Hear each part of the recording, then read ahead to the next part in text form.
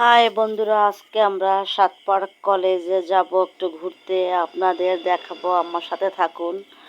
সাতপাড় কলেজে যাচ্ছি আমরা, হাঁটে হেঁটে যাচ্ছি। আমাদের এখানে কলেজের ভিতরে কোনো গাড়ি যায় না, তার জন্য পায়ে হেঁটে হেঁটে যাচ্ছি আমরা।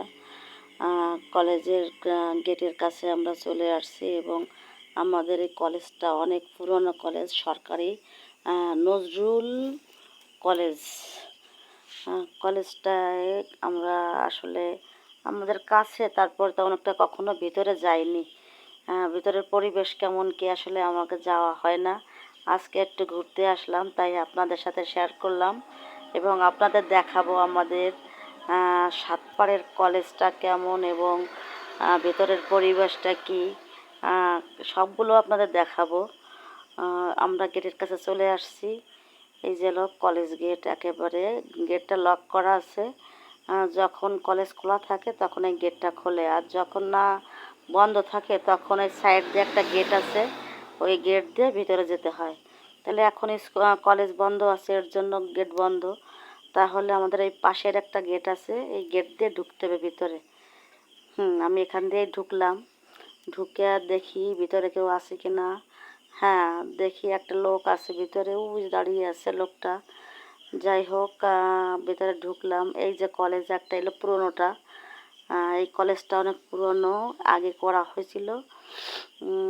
তারপরে এই পাশে করছে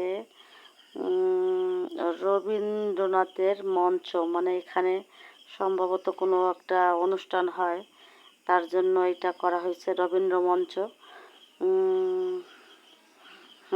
করা হয়েছে। তারপরে পাশেরটা হলো গোপালগঞ্জ এলাকা, তো তার শেখ মুজিবের ছবি করা।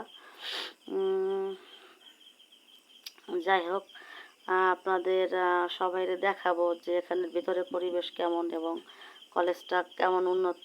তারপরে কলেজ মাঠে আসলাম। কলেজ মাঠে এসে দেখুন কি সুন্দর ঘাস হয়েছে, আর ওই যে কলেজটা, কলেজ মাঠে সেই ঘাস হয়েছে। আমার এত ভালো লাগছে ঘাস দেখা, আমার মন চাচ্ছে না বাসায় যাই, কারণ এত সুন্দর পরিবেশ আসলে আমি কখনোই দেখিনি।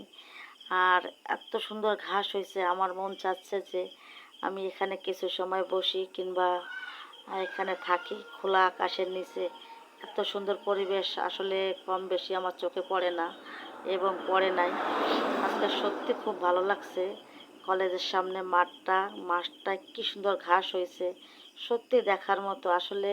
তারপরে ওই যে ছোটো ছোটো কাশফুল হয়েছে, মানে সত্যি সব মিলাইয়া অনেক ভালো লাগছে আজকে বিকেলটা আমার, সত্যি খুব ভালো লাগছে।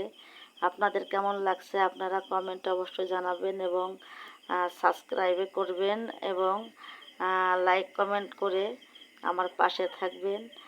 সবাই ভালো থাকবেন, সুস্থ থাকবেন। আজকের মতো বিদায় নিচ্ছি, ধন্যবাদ, ভালো থাকবেন।